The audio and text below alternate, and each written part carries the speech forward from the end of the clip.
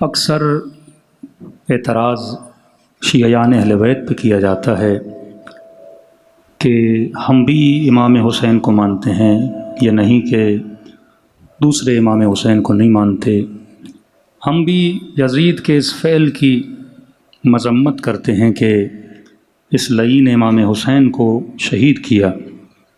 ہم بھی کہتے ہیں کہ یہ فعل بہت برا تھا، لیکن ہر سال عزاداری کرنا، ہر سال غم منانا، اتنا خرچہ کرنا، نظر نیاز علم کالے کپڑے پہننا، یہ مردہ پرستی ہے. اتنا خرچہ اگر کرنا ہے تو قوم کی کسی بھلائی میں کیجئے، کسی اور کاموں میں کیجئے. تو اس عمل کو ایک ایسی نگاہ سے دیکھا جاتا ہے کہ جیسے ہم کوئی برا عمل کر رہے ہیں. جب انسان قرآن سے دور ہو جائے، تعالیم رسول سے دور ہو جائے، تو اسے اپنے فکر میں جو بدعتیں پیدا ہو گئی ہیں، جو خطور پیدا ہو گئے ہیں، اس کی وجہ سے وہ بہت آل محمد و آل محمد سے دور ہو جاتا ہے.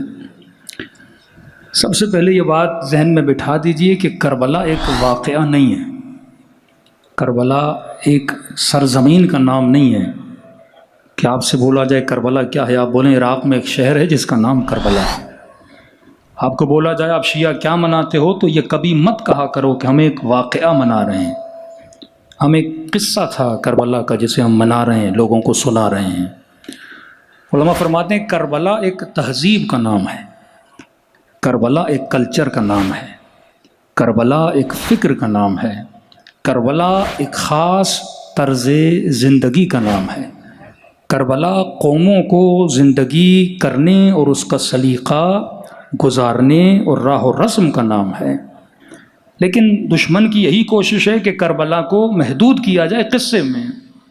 ٹی وی پہ آپ دیکھتے ہیں، بلاتے ہیں مولانا کو، بولتے ہیں بتائیے کربلا میں کیا ہوا تھا، ایک قصے کی حد تک محدود کیا جائے. اور جب آپ اس قصے کو سناتے ہو تو فوراً بولتے ہیں کہ بھئی قصہ تو ایک بار سنایا جاتا ہے. یہ کیا طریقہ ہے کہ ہر سال محرم کا چاند نظر آتا ہے اور بار بار آپ اس قصے کو دہراتے ہو، بار بار اس قصے کو سناتے ہو. تو یہاں پہ ان کو جواب دینے کی ضرورت ہے کہ کربلا قصہ نہیں ہے، کربلا تہذیب ہے.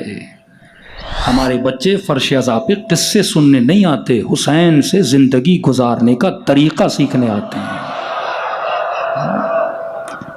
ورنہ اگر کربلا نہ ہوتی تو آپ کو شیعوں کا کوئی اور رنگ نظر آتا.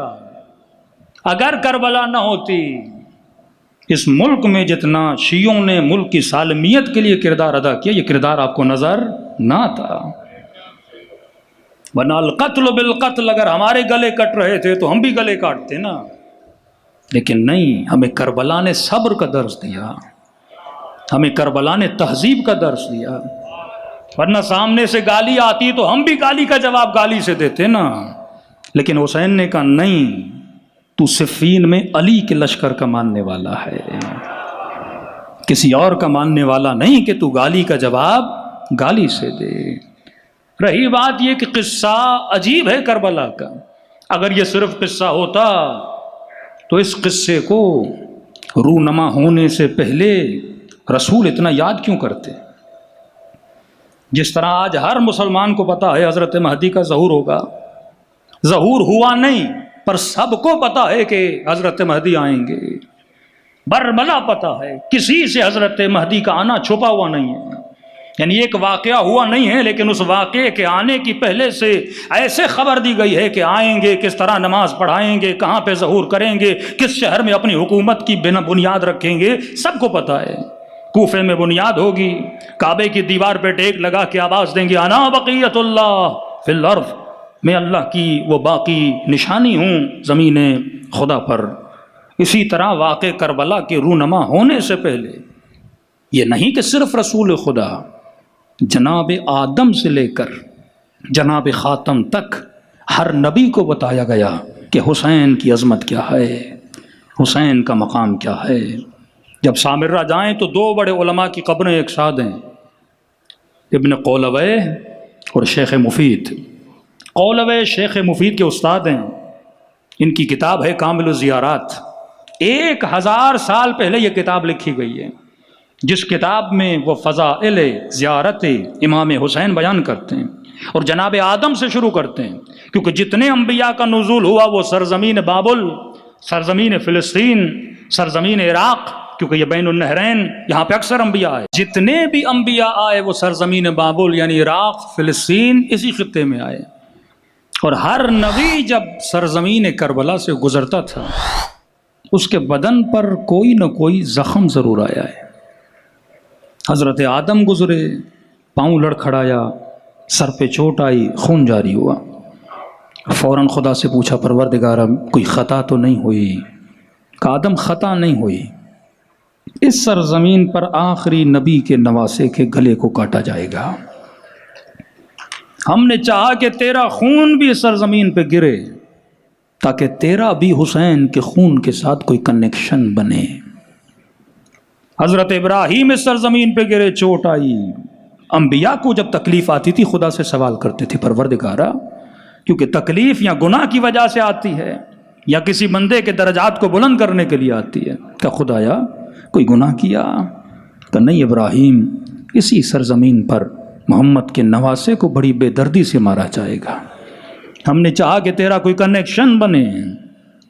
حضرت موسیٰ جب سرزمین کربلا سے گزرے، فرماتے ہیں حضرت موسیٰ کی جوتی پھٹ گئی، اور پھٹنے کے نتیجے میں سرزمین کربلا پہ کچھ کانٹے تھے، وہ کانٹے ان کے پاؤں میں گئے اور خون بہا، کہ خدایا کوئی خطا ہوئی میرے پاؤں سے خون بہا؟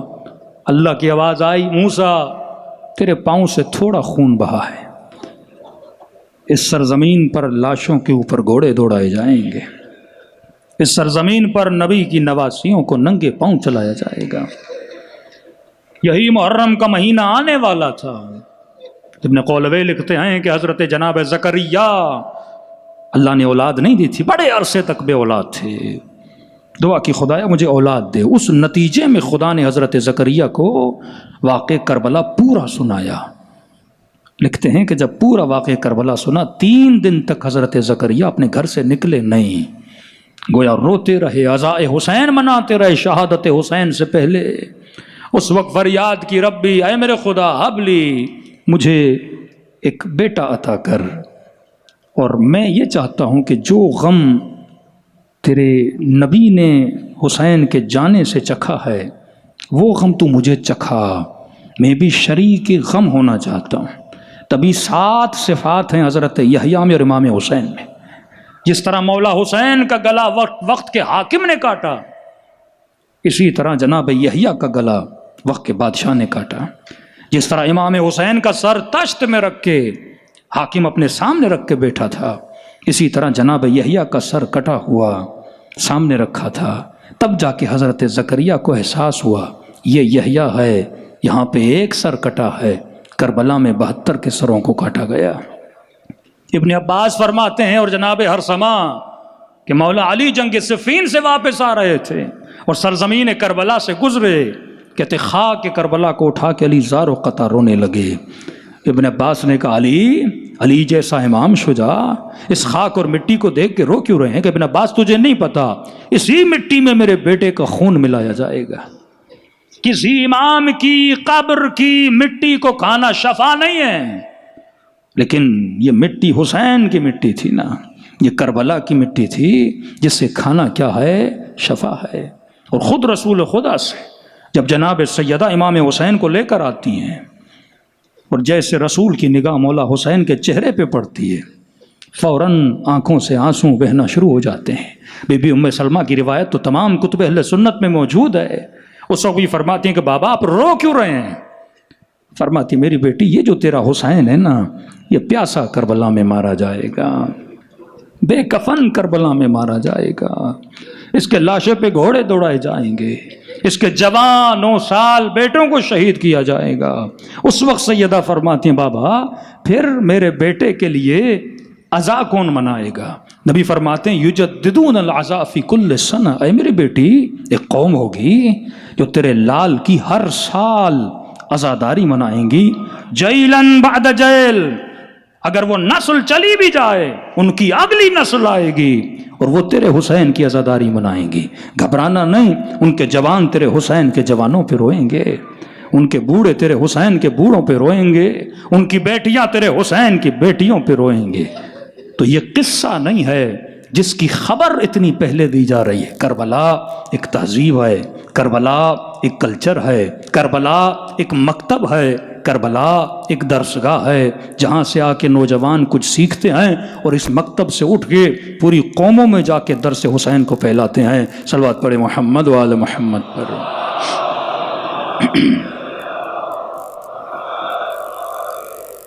لیکن